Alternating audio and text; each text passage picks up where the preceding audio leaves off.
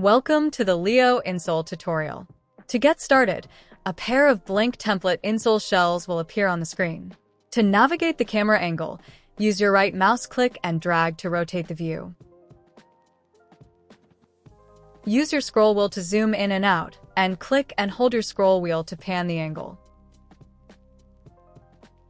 One of the great features about LeoInsole is that you can start designing without importing a scan. You can use these templates to scale parametrically according to any system of shoe size, specific shoe measurements, or manually scaling and changing based on measurements shown in the lower right-hand corner. At any time, you can also apply a preset. There are multiple built-in presets, which are like recipes that have already been created. You can select a preset, see which features are available, switch to another preset, and then click Apply. It will automatically add those features that are baked into that recipe to your insoles. You can go back into the preset window and select a different recipe, or if you wish, you can import one that was saved previously. You can also reset your design at any time. Notice that whichever orthotic shell is highlighted in blue is also the active side shown on the upper left control panel. These side-specific buttons will determine which side is active for your design at any given moment.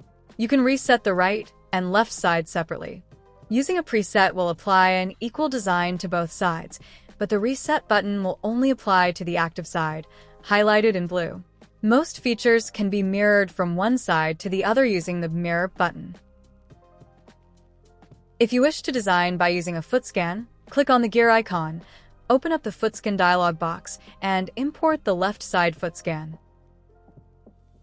Navigate to the scan file and double-click to import it. Then switch to activate the right side, then find and import the right foot scan as well. The orthotic shell templates will automatically scale and fit to the scan. When you import them, you will see that the measurements will automatically populate the table in the lower right corner. When you are importing foot scans, it's important that you import the left foot onto the left orthotic shell template and the right scan onto the right orthotic shell template. In addition, it's important to check that the units of measurement match the unit of export from your scanning device, and also that you select the correct scan mode for your scanning technique, whether it was fully weighted, semi-weighted, non-weighted, or captured using a crush or foam box impression. If you need to edit the orientation if your foot scan comes in incorrectly, you can do so using the Edit Orientation dialog window. For example, if I brought in these demo foot scans, you can see that they are not oriented well to match the orthotic shells. I can open the foot scan interface, click Edit Orientation, and then reposition the toes of the scan so that they are in line with the large green arrow. Click on the X, Y, and Z rotation buttons until the toes are in line with the green arrow. In addition, it may be helpful to use the Settle feature by using a 3-point placement to bring the scan flat onto the ground plane. Start by clicking and place the 3 orange spheres on the bottom of the foot. Then click the Settle button. If you're happy with the repositioning results, click Apply. And then repeat the previous orientation steps for the contralateral foot. Rotate towards the green arrow.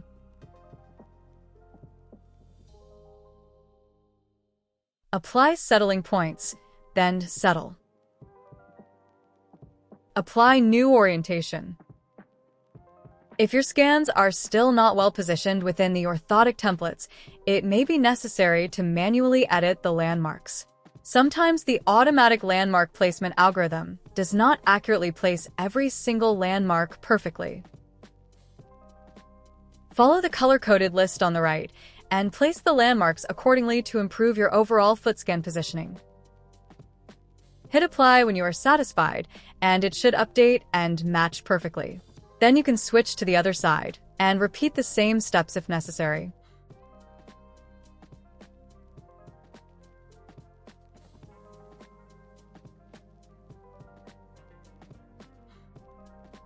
Now we have 2 well-matched foot scans and orthotic shells. A similar level of manual orientation editing and landmark editing may be necessary when importing foam boxes. Before you click on the Import button, make sure to pick Foam Box and the units of scale. I'll actually click the wrong import unit for this example to show what will happen. The scan came in very small and was incorrectly scaled. If this happens, change to the correct unit of scale. Go back to your import dialog and re-import the scan so that it comes in at the correct size. As you can see, the scan is rotated so that it does not line up with the orthotic shell template. Click Edit Orientation and rotate the foot so that the toes are in line with the green arrow. Clicking the X, Y, or Z button will rotate 90 degrees, and sometimes an additional manual alignment step is needed to get it perfect. Use 3-point settling so that it comes down to the ground plane. Then click Apply. You can see it's still not aligned correctly because the auto landmarks did not populate correctly. Once again, manually place the landmarks according to the landmarks color coding sheet on the side of the screen.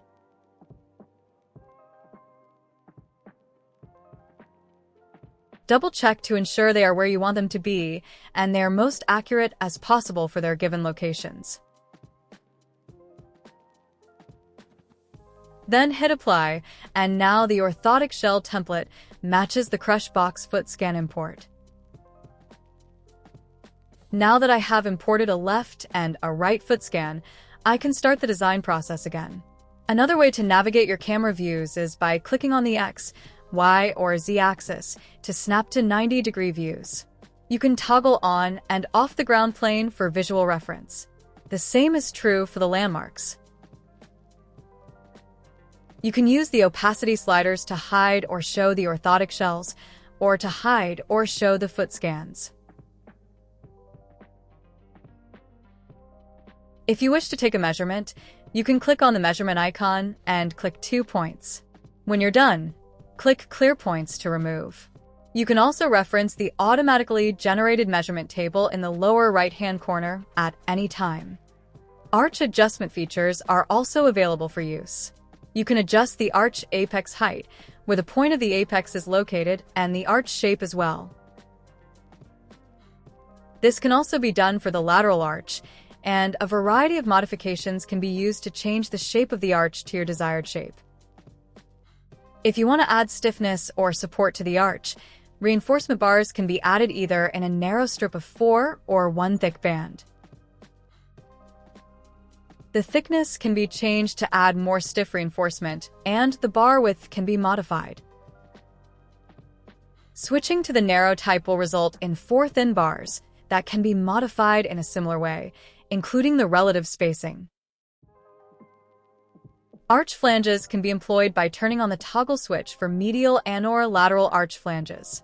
The heights can be adjusted as well as the widths and the apex point. At any time, you can use the Mirror button that is embedded in each feature to mirror just that feature to the contralateral foot. Or, you can reset all of the design parameters for that feature with the Local Reset button. If you click the Primary Reset button, all parameters for all features will be reset. Morton's extensions and reverse Morton's extensions can easily be added using the Morton's extension tool. Enable it to get a standard Morton's extension or reverse it to get a reverse extension. The type of rigidity can be easily changed by adding thin channels to make it semi-rigid or deeper grooves to make it flexible. These are optimized for powder bed printing. Other features like cutouts can be added. Shapes like circles can be added under the heel, and a variety of custom shapes can be easily modified. Other shapes like rectangles or ovals are available. You can manually select the cutout location if you need to do something unique or extreme. Features can be rotated and sized based on unique clinical needs. A variety of cutout tools are available, so if you don't want to make a custom cutout or use one of the unique shapes under the cutout tool, you can use the first ray cutout to do a first ray or first MPJ cutout. The length and relative width of the cutout can easily be managed. A matching fifth ray cutout can be added, or a fifth MPJ cutout can be brought into the mix as well.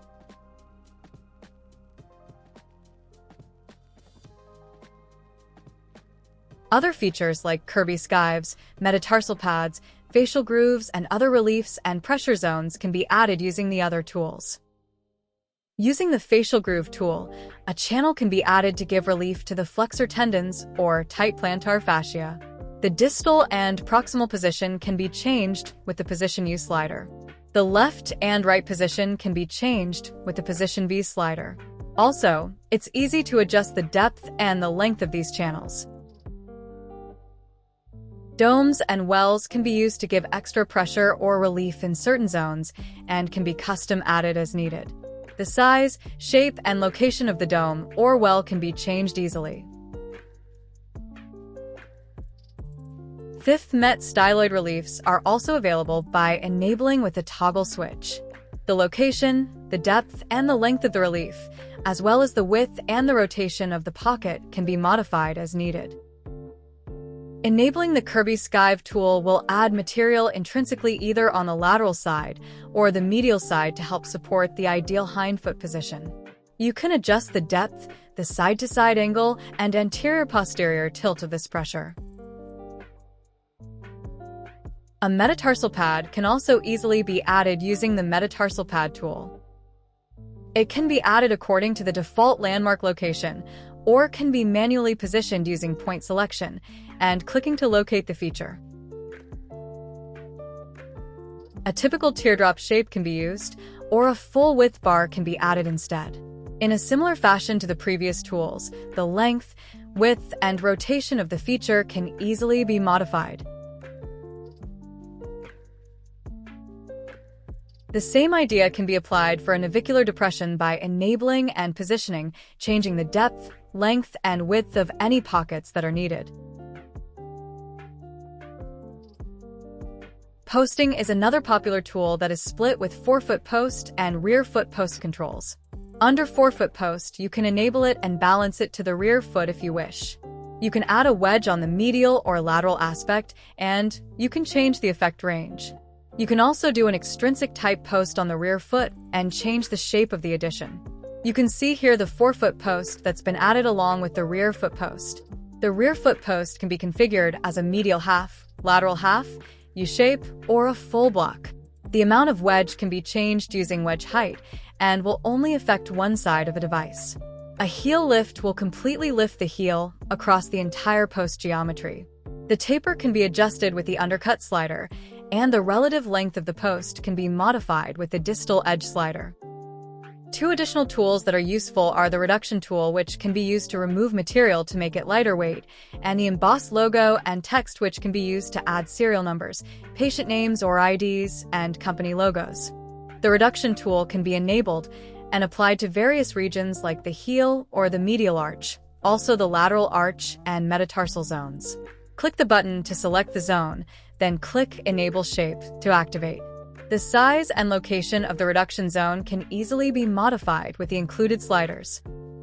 The emboss logo and text tool can be used to add information to the bottom of the orthotic shell. This embossed text can be changed in size, the depth to which it is cut in, and also the location. The horizontal, vertical, and rotational positioning can easily be modified. If your company would like its logo added, that can be arranged for a small fee. Most of the previously mentioned tools are optimized for powder bed printing, but if you wish to proceed with an orthotic shape that is more friendly for FDM printing or CNC milling, you can activate the full-length shell using the full-length insole type. Remaining powder printing optimization grooves can be turned off by selecting the rigid insole type to have one continuous shape. After that, you can turn on the thick insole profile, which will give the bottom surface a more full and thick silhouette, allowing it to be compatible with CNC and FDM production methods. This profile can be modified with various sliders to adjust the taper or undercut. The heel and lateral and medial arch zones can be changed independently.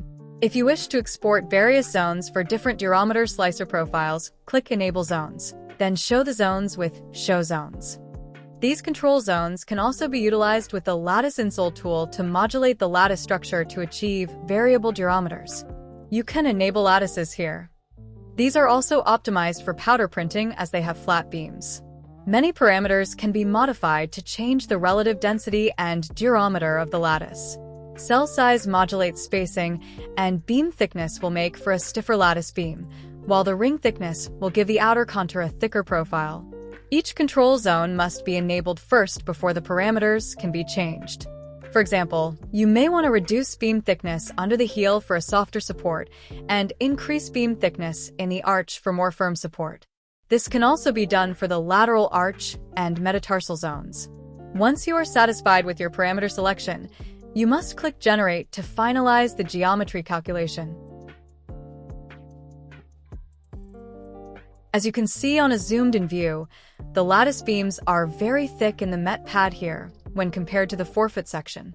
You can see the metatarsal zone is much denser based on the metatarsal shape that we enabled and increased the beam thickness.